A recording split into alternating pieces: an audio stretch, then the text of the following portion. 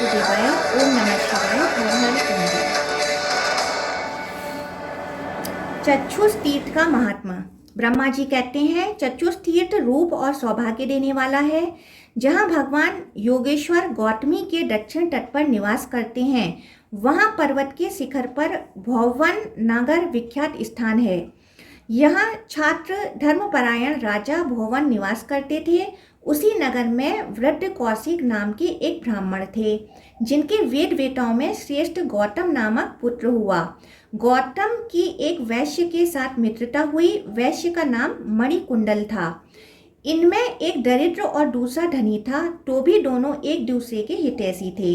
एक दिन गौतम ने अपने धनी मित्र मणिकुंडल से एकांत में प्रेम पूर्वक कहा, मित्र, हम लोग धन का उपार्जन करने के लिए पर्वतों और समुद्रों की यात्रा करें। यदि अनुकूल सुख न प्राप्त हुआ तो समझना चाहिए जवानी व्यर्थ गई। धन के बिना शौक कैसे प्राप्त हो सकता है? अहो, निर्धन मनुष्य को धिक्कार है। कुंडल ने ब्राह्मण से कहा, मेरे पिता ने बहुत धन कमाया है, अब अधिक धन लेकर क्या करूंगा? तब ब्राह्मण ने पुनः मणिकुंडल से कहा, जो धर्म, अर्थ, ज्ञान और भोगों से तृप्त हो जाए, ऐसा कौन पुरुष प्रशंसनीय माना जाता है? सखे, इन सबकी अधिक वृद्धि ही समस्त शरीरधारियों को अभीष्ट होती है। जो प्राणी अपने ही व्यवसाय से जीवन निर्वाह करते हैं, वे धन्य हैं। जो दूसरे के दिए हुए धन से संतोष लाभ करते हैं, वे कष्ट से ही जीते हैं। जो पुत्र अपने बाहुबल का आश्रय लेकर धन का उपार्जन करता है और पिता के धन को हाथ से नहीं छूटा, वह संसार में कृतार्थ होता है। धना अभिलाषी ब्राह्मण का यह कथन सुनकर वैश्य ने उसे सत्य माना और घर से रत्न लाकर गौतम को देते हुए कहा, मित्र, इस धन से हम लोग सुखपूर्वक देश देशांतरों में भ्रमण करेंगे और धन कमाकर फिर अपने घर को लौट आएंगे। वैश्य तो अपनी सद्भावना के अनुसार सत्य ही कहता था, किंतु ब्राह्मण उसे धोखा दे रहा था। उसके मन में पाप था, किंतु वैश्य उसे ऐसा नहीं समझता था। दोनों ने आपस में सलाह की और माता पिता को सूचना दिए बिना ही धन कमाने के लिए देश देशांतर में चल दिए। ब्राह्मण सोचने लगा, जिस किसी उपाय से हो सके वैश्य का धन ले लूं। अहो, पृथ्वी पर सहस्त्रों सुंदर नगर हैं, जहाँ काम की अधिष्ठात्री देवी जैसी अभीष्ट भोग प्रदान करने वाली युवतियाँ हैं। यदि यत्नपूर्वक धन लाकर उनको दिया जाए तो वे सदा भोगी जा सकती हैं और वही जीवन सफल है। किस प्रकार वैश्य से अपने हाथ में आए हुए धन को हड़प कर उसका इच्छानुसार भोग करूं? यह सोचते हुए गौतम ने मणिकुंडल से हंसते हंसते कहा, पाप से ही जीवों की उन्नति होती है और वे मनोवांछित सुख प्राप्त करते हैं।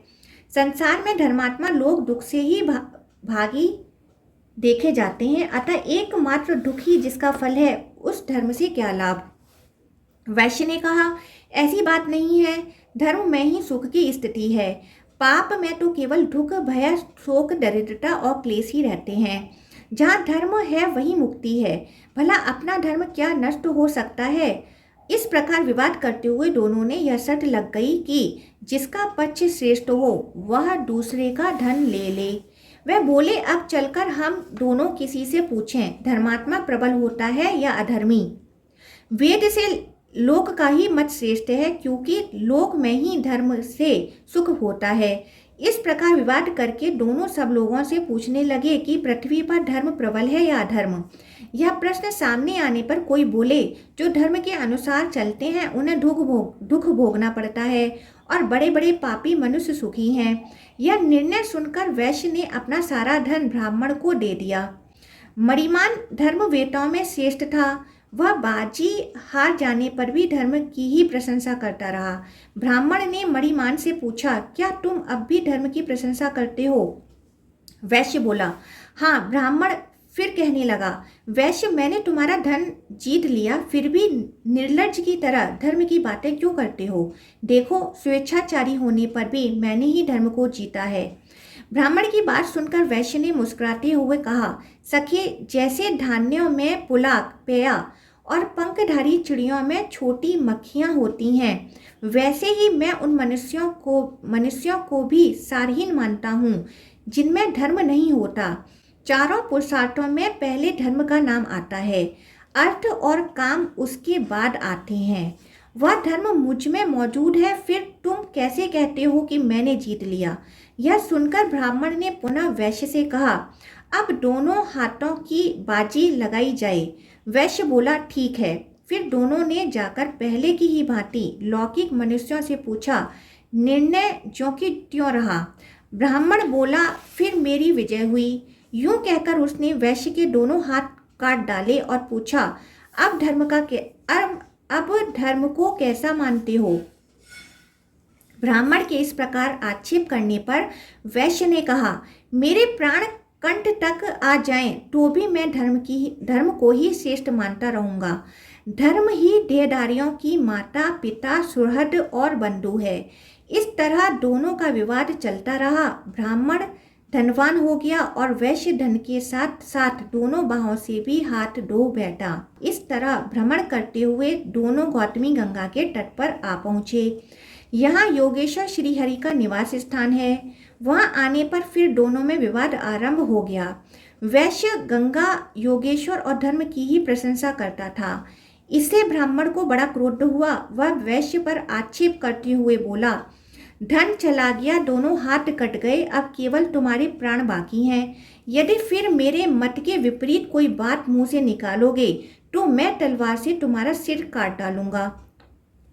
वैश्य हंस पड़ा। उसने पुनः गौतम को चुनौती देते हुए कहा, मैं तो धर्म को ही बड़ा मानता हूँ, तुम्हारी जैसी इच्छा हो कर लो। जो ब्राह्मण गुरु देवता वेद धर्म और भगवान विष्णु की निंदा करता है वह पापचारी मनुष्य पाप रूप है। वह स्पर्श करने योग्य नहीं है। धर्म को दूषित करने वाले उस दुराचारी पापात्मा का परित्याग कर देना चाहिए। तब ब्राह्मण ने कुपित होकर कहा, यदि तुम धर्म की प्रशंसा करते हो तो हम दोनों के प्राणों की बाजी लग जाए। वैश्य ने कहा, ठीक है। फिर दोनों ने साधारण लोगों से पूछा, किंतु लोगों ने पहले ही जैसा उत्तर दिया। उस समय गौतमी के दक्षिण तट पर भगवान योगेश्वर के सामने ब्राह्मण ने वैश्य को गिरा दिया और उसकी आंखें निकाल ली। फिर कहा, वैश्य, प्रतिदिन धर्म की प्रशंसा करने से ही तुम इस दशा को पहुंचे हो। तुम्हारा धन गया, आंखें गईं और दोनों हाथ काट लिए गए। मित्र, अब तुमसे विदा लेकर जाता हूँ। फिर कभी बातचीत में इस तरह धर्म की प्रशंसा न करना। यूं कहकर गौतम चला गया। उसके जाने पर वैश्य प्रवर मणिकुंडल, धन, बाहु और नेत्र से रहित होने के कारण शोकग्रस्त हो गए। तथापि वह निरंतर धर्म का ही स्मरण करता था। अनेक प्रकार की चिंता करते हुए वह भूतल पर निश्चेष्ट होकर पड़ा था। उसके हृदय में उत्साह नहीं रह गया था। वह शोक सागर में डूबा हुआ था। दिन बीता, रजनी का आगमन हुआ और चंद्रमंडल का उदय हो गया। उस दिन शुक्ल पक्ष की एकादशी थी। एकादशी को वहां लंका से विभीषण आया करते थे। उस दिन भी आए। उन्होंने पुत्र और राक्षसों सहित गौतमी गंगा में स्नान किया और योगेश्वर भगवान विष्णु की विधि पूर्वक पूजा की। विभीषण का पुत्र भी दूसरे विभीषण के ही समान धर्मात्मा था। उसे लोग वैभीषणी कहते थे। वैभीषणी ने वैश्य को देखा और उससे वार्तालाप किया। वैश्य का यथावत वृत्तांत जानकर उस धर्मज्ञ ने अपने पिता लंकापति महात्मा विभीषण को बतलाया। लंकेश्वर ने अपने गुणाकर पुत्र से प्रसन्नता पूर्वक कहा, बेटा, भगवान श्री राम मेरे गुरु आराध्य देव हैं और उनके आदरणीय भक्त हनुमान जी मेरे सखा हैं। आज से बहुत पहले एक कार्य आ पड़ने पर हनुमान जी बहुत बड़ा पर्वत उठा लाए थे, जो सब प्रकार की औषधियों का भंडार था। उस समय 2 औषधियों की आवश्यकता थी, विशल्य करणी और मृत संजीवनी। उन दोनों औषधियों को लाकर उन्होंने भगवान श्री राम को अर्पित किया। जब उनकी आवश्यकता पूर्ण हो गई तब वे पुनः उस पर्वत को उठाकर हिमालय पर ले गए और वहीं रखाए। हनुमान जी बड़े वेग से जा रहे थे, इसलिए विशल्य करणी नाम की औषधि गौतमी गंगा के तट पर गिर पड़ी थी। जहाँ भगवान योगेश्वर का स्थान है वहीं वह औषधि है।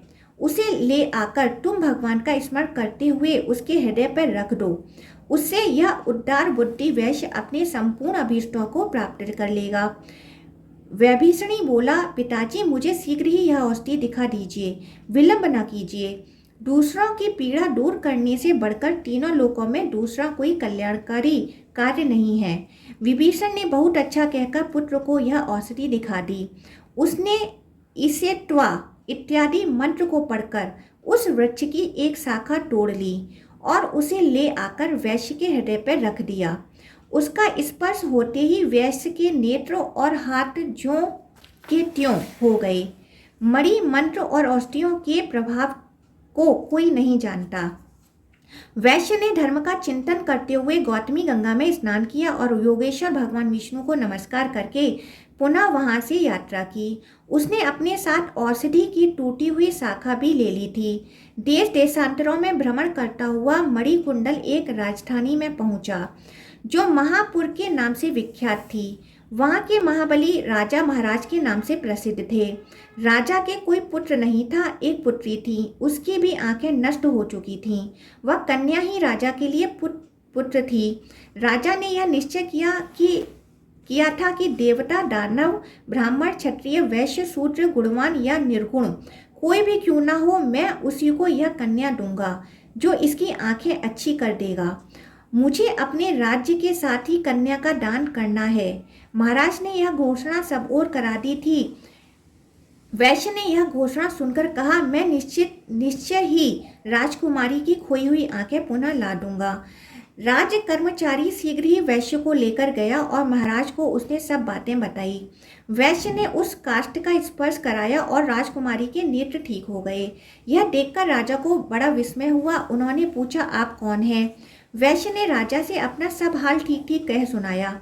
फिर बोला, ब्राह्मणों के प्रसाद से तथा धर्म, तपस्या, दान, यज्ञ और दिव्य औषधि के प्रभाव से मुझ में ऐसी शक्ति आई है।